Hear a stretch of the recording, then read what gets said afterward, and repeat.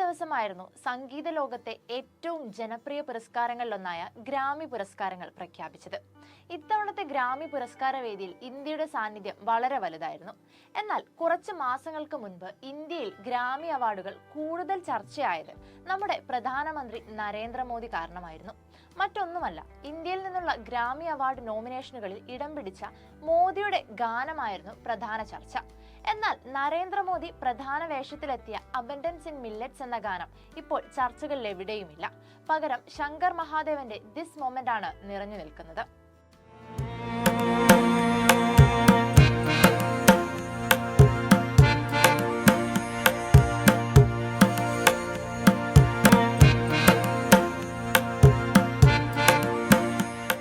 നരേന്ദ്രമോദിയുടെ പ്രസംഗം ഉൾപ്പെടുന്ന അദ്ദേഹം പ്രധാന വേഷത്തിലെത്തിയ ഗാനമായിരുന്നു അബൻഡൻസ് ഇൻ മില്ലറ്റ്സ്.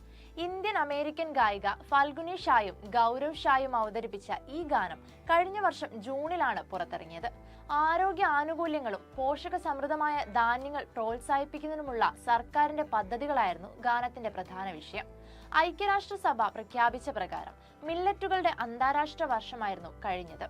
ഇതിന്റെ ഭാഗമായി സംഗീതത്തിന്റെ ശക്തി ഉൾക്കൊണ്ട് പട്ടിണിക്കെതിരെയുള്ള പോരാട്ടം എന്ന ആശയത്തിൽ ഒരു ഗാനം തയ്യാറാക്കാൻ പ്രധാനമന്ത്രി നിർദ്ദേശിക്കുകയായിരുന്നു. 3 ഗ്രാമി പുരസ്കാരങ്ങൾ നേടിയ ഗായിക കൂടിയാണ് ഫാൽഗുനി ഷാ. നരേന്ദ്രമോദി പ്രധാന വേഷത്തിലെത്തുന്ന നരേന്ദ്രമോദിയുടെ ഗാനം ഗ്രാമി പുരസ്കാര നോമിനേഷനിൽ എന്നതായിരുന്നു കഴിഞ്ഞ വർഷാവസാനത്തോടെയുള്ള ഏറ്റവും വലിയ ചർച്ചകൾ. എന്നാൽ 66ാമത് ഗ്രാമി പുരസ്കാര പ്രഖ്യാപനം ലോസ് ആഞ്ചലസിൽ വെച്ച് നടന്നപ്പോൾ അബൻഡൻസ് ഇൻ മില്ലറ്റ്സ് എവിടെയുമില്ല. പകരം ഇത്തവണത്തെ മികച്ച ഗ്ലോബൽ മ്യൂസിക് ആൽബത്തിനുള്ള പുരസ്കാരം ലഭിച്ചത് ഫ്യൂഷൻ ബാൻഡായ ശക്തി തയ്യാറാക്കിയ ദിസ് മൊമെന്റ് എന്ന ആൽബത്തിനാണ്. ബ്രിട്ടീഷ് ഗിറ്റാറിസ്റ്റ് ജോൺ മക്ലാഫിൻ, തബലിസ്റ്റ് ഉസ്താദ് സക്കീർ ഹുസൈൻ, ഗായകൻ ശങ്കർ മഹാദേവൻ, താളവാദ്യ വിദഗ്ധൻ വി സെൽവ ഗണേഷ്, വയലിനിസ്റ്റ് ഗണേഷ് രാജഗോപാലൻ എന്നിവരാണ് ദിസ് മൊമെന്റിന് പിന്നിൽ. സംഗീത സംവിധായകനും ഗ്രാമി പുരസ്കാര ജേതാവുമായ റിക്കി കെജാണ് ഈ സന്തോഷ വാർത്ത ആദ്യം ലോകത്തിനായി പങ്കുവച്ചത്. കഴിഞ്ഞ വർഷം മോദിയുടെ ഗാനം പുറത്തിറങ്ങിയ അതേ സമയത്ത് തന്നെയാണ് ശങ്കർ മഹാദേവന്റെ ഈ ഗാനവും പുറത്തെത്തുന്നത്. മൊത്തം 8 ഗാനങ്ങളാണ് ഇതിൽ ഉൾപ്പെടുന്നത്. 1973 ജോൺ മക്ലാഫിനും സക്കീർ ഹുസൈനും വയലിനിസ്റ്റ് എൽ ശങ്കറും താളവാദ്യ വിദഗ്ധൻ വിക് വിനായക് റാമും ചേർന്നാണ് ശക്തി എന്ന ഫ്യൂഷൻ ബാൻഡിന് രൂപം നൽകുന്നത്.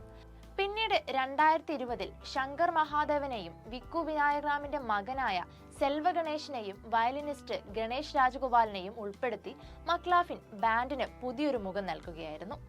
അതേസമയം 3 പുരസ്കാരങ്ങളാണ് ഒരൊറ്റ രാത്രി കൊണ്ട് സക്കീർ ഹുസൈൻ സ്വന്തമാക്കിയത്.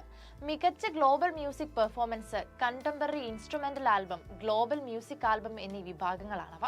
പാഷ്തോ എന്ന ഗാനത്തിലൂടെ പ്രധാനമന്ത്രിയുടെ ഗാനത്തെ പിന്തള്ളിക്കൊണ്ടാണ് സക്കീർ ഹുസൈന്റെ ഈ നേട്ടം. പ്രധാനമന്ത്രിയുടെ ഗാനത്തിന് പുരസ്കാരങ്ങൾ ലഭിച്ചില്ലെങ്കിൽ പോലും ഇത്തവണത്തെ ഗ്രാമിയിൽ ഇന്ത്യയുടെ പേര് തന്നെയായിരുന്നു ഏറ്റവും ഉയരത്തിൽ നിന്നത്. Entertainment desk, movie world media.